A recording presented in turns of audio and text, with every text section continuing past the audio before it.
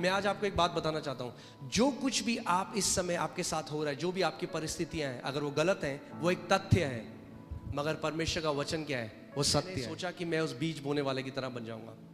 सो मैं कमरे में गया, मैंने दरवाज़ा बंद किया और 3 घंटे तक मैं केवल इस आयत को बोलता रहा। 3 घंटे तक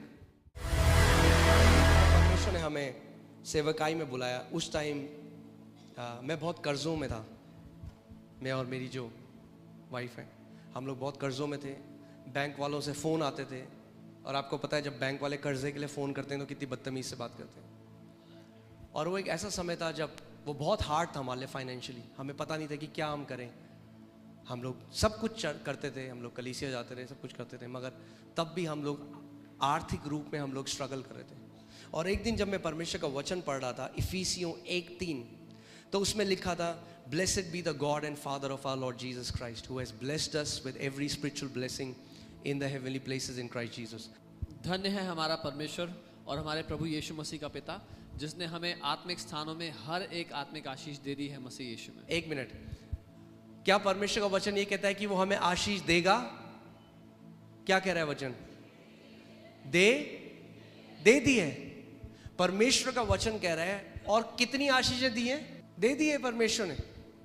आप जानते हैं आपको प्रार्थना करने की जरूरत नहीं है, परमेश्वर मुझे आशीष दे, क्योंकि आप परमेश्वर से वो मांग रहे हैं जो उसने पहले ही आपको दे दिया।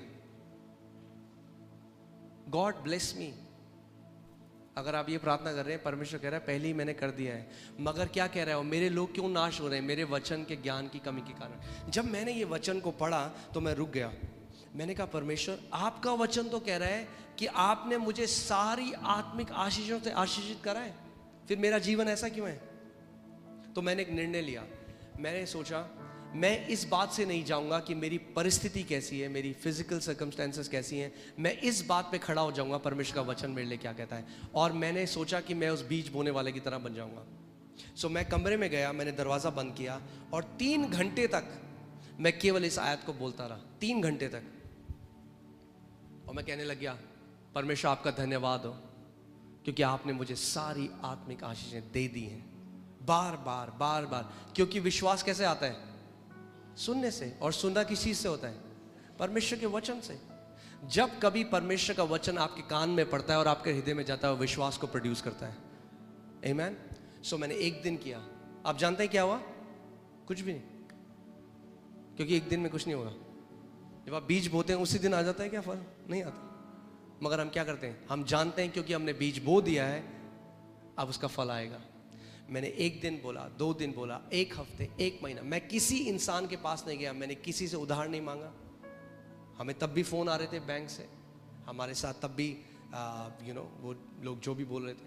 मैं परमेश्वर के पास गया। मैंने कहा, प्रभु, यूहन्ना 17:17 में प्रभु यीशु मसीह ने कहा कि पिता तेरा वचन सत्य है। क्या है तेरा वचन?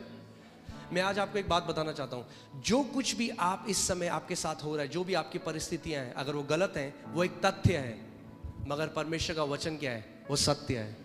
तथ्य और सत्य में एक अंतर है। तथ्य बदल जाता है, सत्य कभी नहीं बदलता। तो मैंने परमेश्वर को रोज बोलना शुरू किया। मैंने कहा, प्रभु धन्यवाद। जितना ज्यादा मैं बोलता गया, हल्के हल्के क्या हुआ, वो वचन मेरे कान में पड़ता गया और मेरे अंदर विश्वास आने लग गया। मैं हल्के हल्के मैं सोचने लगा मैं तो बहुत आशीषित हूँ। एक दिन मैं अपनी वाइफ के पास गया और मैंने कहा, मोनिका, जो करोड़ों आज हमारे अकाउंट में है, हमारे अकाउंट में कुछ 100 रुपए थे मगर आपको पता है विश्वास एक अलग भाषा बोलता है। जब विश्वास आपके अंदर आ जाएगा, आपकी बोली बदल जाएगी। आमीन। जो विश्वास के लोग होते हैं वो अलग तरीके से बात करते हैं। तो मैंने अपनी वाइफ को बोला, मैंने कहा, हम उन करोड़ों रुपए का क्या करेंगे जो परमेश्वर ने दिए हैं? उन्होंने कहा, हम परमेश्वर का भवन बनाएंगे। और वो आज पूरा हुआ है। सो जैसे जैसे मैं परमेश्वर के वचन को बोलने लगा, हल्के हल्के मेरे अंदर मेरा हृदय इस बात को मानने लगा, मैं आशीषित हूँ। और जब मैं उसको मानने लगा, प्रभु यीशु मसीह ने हर बार क्या बोला? जैसा तेरा विश्वास है वैसा ही तेरे साथ हो। और केवल एक आयत, कितनी आयत? इफिसियों 1:3। ना केवल उसने हमें गरीबी से बाहर निकाला, हमारे कर्जे मिटाए, मगर मैं आपको बता रहा हूँ, आज हम एक बहुत आशीषित जीवन जी रहे हैं केवल इस वचन की ताकत के द्वारा। और मैं बताना चाहता हूँ, ये आप सब के लिए है। ये वचन आप सबके लिए है। उसने हम सबको सारी आशीषें आत्मिक स्थानों में दे दी हैं। Thank you for tuning into today's video. We hope this video has blessed you. Please share it with your friends and loved ones. Make sure to subscribe to our channel, like and press the notification bell.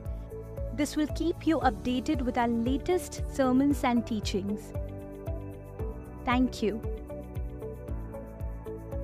आज की video को देखने के लिए धन्यवाद। हमें विश्वास है कि इस वीडियो ने आपको आशीषित किया है। इसे अपने परिवार और प्रियजनों के साथ बांटें और हमारे चैनल को सब्सक्राइब करना ना भूलें, जिससे कि आपको हमारे आने वाले सर्मन्स और शिक्षाएं मिलती रहें। धन्यवाद।